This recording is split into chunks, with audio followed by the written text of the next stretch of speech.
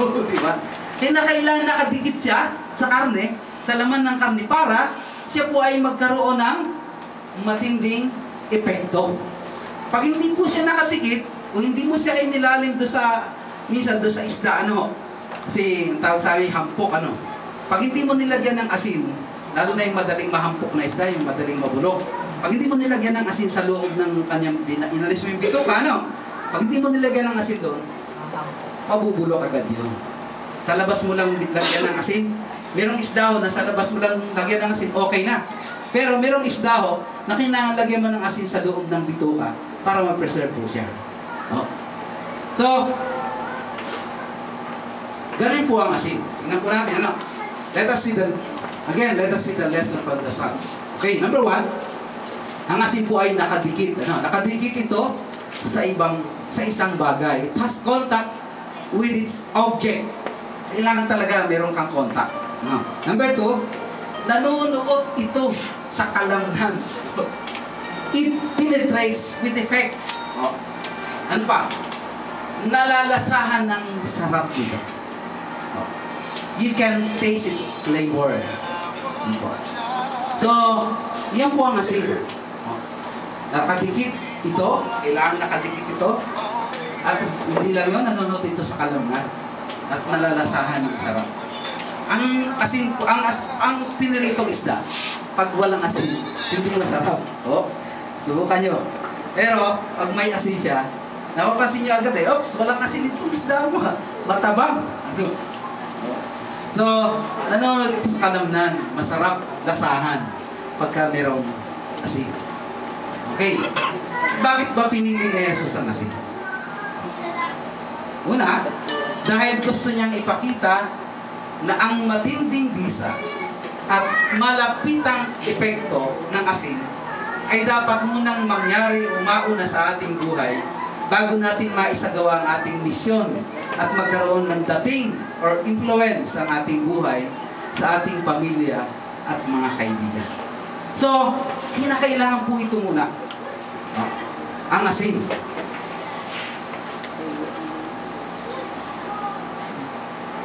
Yung aming pong kaibigan sa Greenwood ay lagi pumupunta doon sa tindahan, si Eric. Si Erwin pala. Siya po ay magagawa ng tinapay.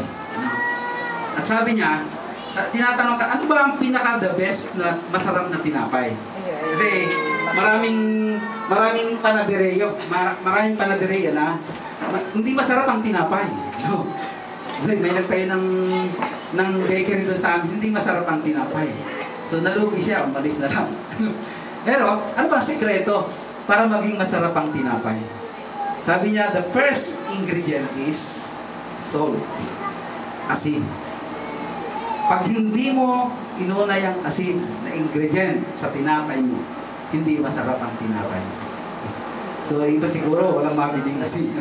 So, masarap.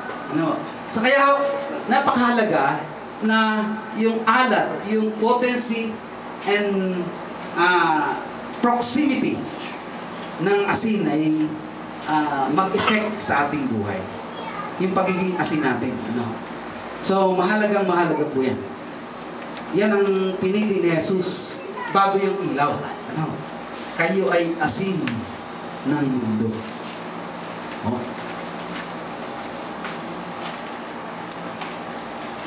Number 3, dapat meron tayong malinaw na pakikipagtalastasan. Clear communication po. Dapat meron po tayong malinaw na pakikipagtalastasan. Ito po ang number 3 natin outline. Clear communication. Sa ating formula ay CC. CC. Okay. So, let us see the lesson from the light. What does light do? Ano ba ang nagagawa ng ilaw o ng liwanag? It makes things visible and helps us see for what they really are. Yan po ang nagagawa ng ilaw. Yan. Nakikita talaga natin kung sino siya. Kung ano ang itsura niya. Okay? So yan po ang ilaw. Ano pa? And the central idea of the biblical use of the term light here is to clearly and attractively presenting God's truth to others. In other words, illuminating it in order to show for what it really is. So, ang pinakagitna, ang pinakasentrong idea po ng light, sa Bible, ay ipakita, magbigay liwanag, at pag naliwanagan mo na ito, ay nag-a-attract ito sa iyo, personally, para makita mo ang katotohanan ng salita ng Diyos. Sa iba, you present it clearly, attractively, yung mga katotohanan ng salita ng Diyos. So, liliwanagin, di ba? Meron tayong salita na, uy, liwanagin mo nga sa akin yan. Di ba? Meron tayong mga, iliwanag, gusto kong malinaw yan. Maliwanagan yan. Di ba? Meron tayong mga salita gano'n. So, ibig sabihin, ikinaklarify natin ano yung kahulugan ng kanyang salita. Ano po yung sinasabi niya talaga. Di ba? Meron tayong mga sinasabi na gano'n. So, it implies presenting God's truth to others with clearness and attractiveness. Kanya po mahalaga yung nagtuturo. Mahalaga po tayong nagtuturo sa pag-present ng katotohanan, lalo na ng gospel. Ano po?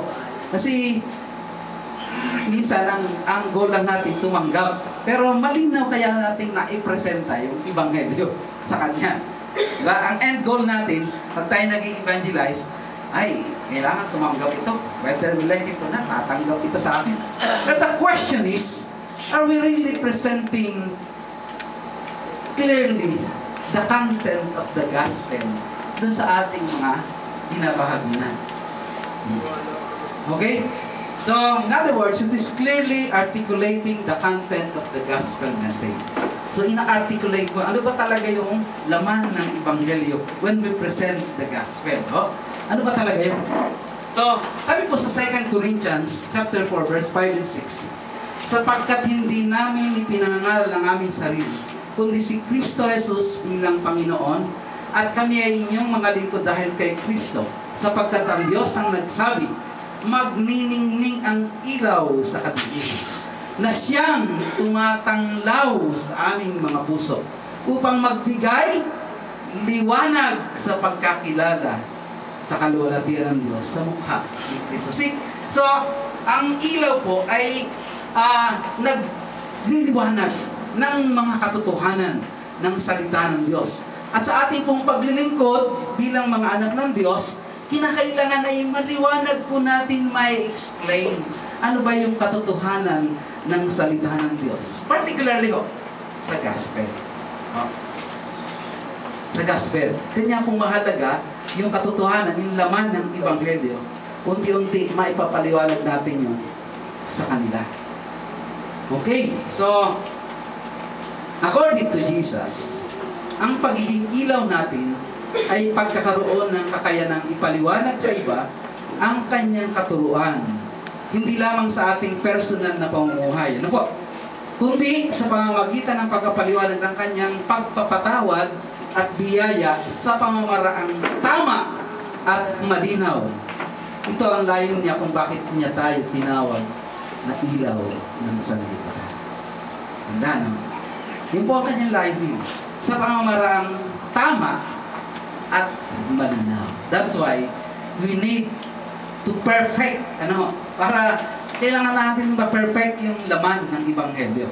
Para perfect din yung ating presentation as we share the gospel doon sa mga tao. Ano po? So, kailangan yun. Kasi minsan, iba-iba kasing tao ang ating nakakaharap eh.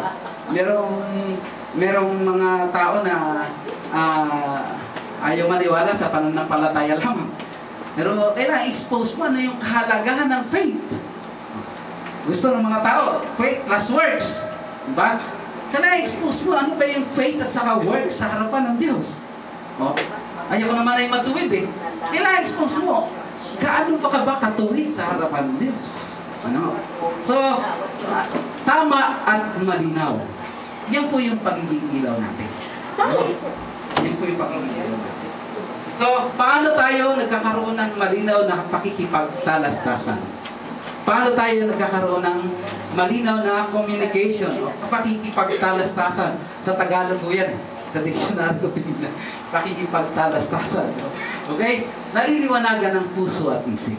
Ano po, mahalaga po ito, na yung kanyang puso at yung kanyang isip ay malinaw bago po siya tumanggap kay Kristo. Kasi po, sa talata kung sinasabi sa Romans chapter 10, verse 9 and 10. Basahin po natin. Romans 10, verse 9 and 10. Maganda po makita natin itong talatang ito. Ano po? Romans 10, verse 9 and 10. Yan po kayo? Romans 10.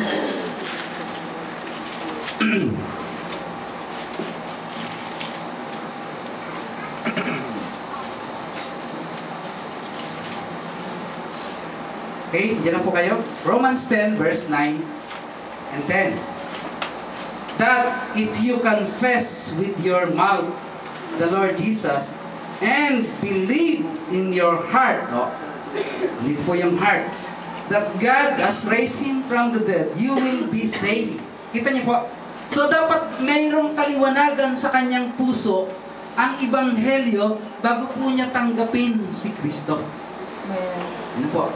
Believe in his heart. Ano po? Kasi po, when we present the gospel, yung isip at saka puso ay magkaugnayan. Iintindihin niya ang laman ng Ebanghelyo, tatanggapin niya sa puso si Kristo. Di ba? O inaanyahan mo ba si Kristo bilang Panginoon tagapagligtas? Tatanggapin mo siya sa iyong puso bilang Panginoon tagapagligtas. Pero, what is the component ng heart sa pagtanggap kay Kristo? So, andito po, sabi rito, ay, for with the heart, one believes unto righteousness, and with the mouth, confession is made unto salvation. So, yun po sinasabi rito sa talata. For with the heart, one believes unto righteousness. So, naliliwanagan ng puso at isip. Okay? Na ipapabatid ang mensahe. At sabi sa verse 15, hindi nila sinisindihan ng isang ilawan at inilalagay sa ilalim ng isang takalan, kundi sa talagang patungan at nagbibigay ng liwanag sa lahat ng nasa bahay. So na ipapabatid, naliliwanagan sila, ano po, ang isang ilawan. Kanya po, hindi po pwede, tayo ay merong close proximity, meron po tayong high potency, pero walang CC, walang clear communication. So, talagang doon sa patungan at nagbibigay ng liwanag sa lahat ng nasa bahay. Number 3, naliliwanagan ang madilim na lugar. Sa talata, pagliwanagin nyo ang gayon ng inyong ilaw sa harap ng mga tao. So, kailangan maipaliwanag po sa kanila paano mo ikino-convey, pinahatid ang mensahe ng Diyos o ng salvation sa kanila. Pagliwanagin ninyo ang gayon ng inyong ilaw sa harapan ng mga tao upang makita nila ang inyong mabubuting gawa. See? So, bilang ilaw, naliliwanagan na at andyan na po yung ating good works. Yung ating mga pagtulong at mga ginagawang tulong sa kanila. Pagkatapos silang marinig ang mensahe at makita ang bunga nito sa ating buhay, saka lang sila makapagbibigay luwalhati sa ating Amang nasa langit. Yung po sabi sa talata, and they will glorify our Father in heaven. Pagkatapos silang marinig ang mensahe at makita ang bunga nito sa ating buhay, saka lang sila makapagbibigay luwalhati sa ating Ama na nasa langit. Tandaan po. So, going back to our formula, HP plus CP, yan po ay salt. Ano? Plus CC, that is light, equals high. Ano po yan? Ano ba yan? High impact. HI po yan. Nagkamali yung ano. HI po yan, high impact. Okay? Equals HI, hindi po HP. HI. Oh. Yan. Okay, yan po yung nasa outline. HI. Okay? High impact. Okay? Ang ating matinding bisa, high potency, plus malapitang epekto, close proximity, plus malinaw na pakikipagtalastasan, clear communication, ay laging nagdudulot ng nakahawang paglilingkod. Equals HI, high impact. HP ang nakalagay. So high impact po yan, hindi po HP. HI. Okay? Sa ating pong pagtatapos, magawa po tayo ng katapatan assessment sa ating buhay. Ano po? Making an honest assessment. 1. Does this equation accurately describe the current condition of our life or our service? Ito bang equation na ito? HP plus ano? CP plus CC equals HI. Ang equation bang ito ay nagdi-describe ng ating buhay Kristiyano o ng ating buhay paglilingkod? Mga kapatid, mahalaga na i-assess po natin yung ating sarili. Number 2, ang ating bang paglilingkod ay may malapitang epekto sa ating mga pinaglilingkuran. Mahalaga po ito. Number 3, gaano katindi ang bisa ng iyong patutuo sa iyong bahay, sa iyong kapitbahay, sa iyong komunidad. Gaano katindi ang bisa ng iyong patutuo? Mahalaga po ito. Kasi sa ating paglilingkod, madaling maglingkod, masarap maglingkod, pero tama ba yung ating formula? Number 4, anong mabubuting gawa akma sa ating komunidad o pinaglilingkuran upang maliwanagan sila sa mensaheng gusto nating ipabatid sa kanila? Dito na po papasok yung mercy ministry or compassion ministry. Ano po? At yung number 5, gaano karami ang magpupuri sa Panginoon at magpapasalamat sa Kanya dahil sa iyong buhay at mensahe ng Ebanghelyo na ipinaliwanag mo sa kanila. Mga kapatid, pagdating sa langit, Lord, salamat, isinugo mo sa akin yan, si kapatid na Alex, si kapatid na Marty, si kapatid na Doy. Salamat, Panginoon. Marami pong magpupuri sa taas pagdating doon sa kabilang buhay. Gaano karami magpupuri sa Panginoon at magpapasalamat sa Kanya dahil sa iyong buhay. At mensahe ng Ebanghelyo na ipiniliwanag mo sa Kanya. Number 6, pag tayo ay humarap sa luklukan ng Ama, may mga bunga kaya siya makikita. So kung ito po isang awit, ano po? At pag iniisip ko ang misyon, kasi ako ay itinalaga ng Panginoon dito sa inyong church na sa misyon. Ano po? Pag iniisip ko itong awit na ito, nasa inari po ito eh. Kaya sabi ko, sana meron tayong once a month hymn na lang ginagamit. Ang sarap pong, ang gandang-ganda po ng mensahe nito. Ano po? Siguro, mas masarap awitin to kaysa awit kasi sa inyo palagay, gusto nyo awitin? Okay, aawitin ko po. Kahit walang, kahit di nakapag-practice. Kasi ang ganda po ng mensahe. Ano po? Ikahihiya ko ba? Sabi po dito, pag ako ay humarap sa luklukan ng Ama at si Kristong nagligtas ay makita, may mga bunga kaya na aking madadala kung ako ay tanungin na nga niya.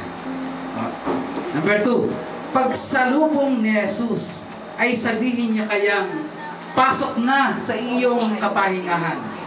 Naglingkod kayang tunay, may naani ba ako?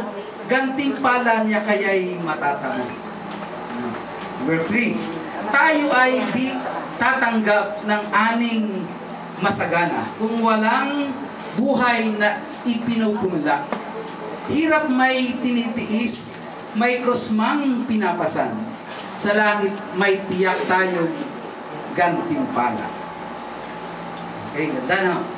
Okay, awitin ko na po. Para mas maganda. Kasi po ito yung natutunan ko sa aming tahanan. Ano? Kasi nga tatay ko po ay misyonero at lagi namin inaawit ito. When we have our devotion, patay ng tatay ko eh. Okay.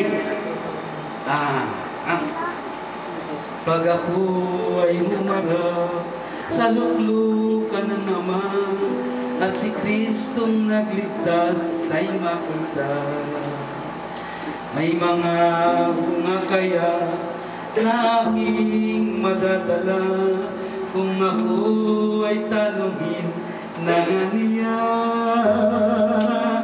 Ika'y hihiya ko bang marinig na sarili ang tinangkilik, o kanya bang mamamasdan ang aning ginintuan na sa kanya'y aking iaalay.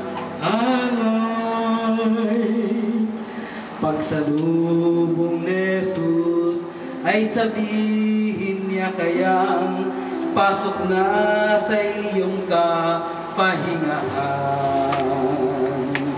Naglingkod kayang tunay, may naani ba ako? Gantimpala niya kaya'y matatamo. Ikahihiya ko bang marinig na sarili ang tinangkilik, o kanya bang mamamasdan ang aning hinintuan na sa kanya'y aking iaalay. Tayo ay di tatanggap ng aning masagana kung walang buhay na ipinupula. Hirap may tinitis, may krusmang pinapasan, sa langit may tiyak tayong kagantihan. Ikahihiya ko bang marinig na sarili ang tinangkilik, o kanya bang mamamasdan ang aming ginintuan na sa kanya'y aking iaalay. Amen. Sarap palalahanin ng mga nakaraan. Ano? Okay, tayo po yung manalangin. Salamat tayo. Dahil alam ko sa bawat pagka-practice natin ang ating paglilingkod at pamumuhay natin ng may nakahawang buhay, ang Diyos po ay nalulugod. Maraming mga taong magpupuri sa Diyos dahil sa pagiging ilaw at asin natin. Aming Ama, salamat po. Ito ay isang biyaya sa amin na kami tawagin mong asin at ilaw. Hindi po namin ito ginusto. Hindi po kami karapat-dapat sa ganitong pagtawag. And yet, you complete us, O God. Katulad ng aming inawit kanina, Panginoon. Na kinumpleto mo kami, Panginoon. Sa tindi ng aming mga kasalanan, sa mga maraming pagsuway namin, you completed us, O God, by faith. And you imputed us the righteousness which is in Christ, O God. So that kami po ay maging kalugod-lugod sa inyo at maging kalugod-lugod din ang aming paglilingkod. Maraming salamat po, Panginoon, dahil ang pagiging ilaw at asin namin ay isang hamon, Panginoon. At tulungan mo kami, Panginoon.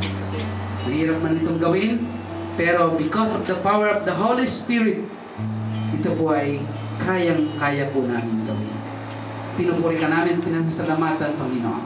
Sa inyo po namin binabalik ang kapurihan sa pangalan ng aming Panginoong Jesus. Amen.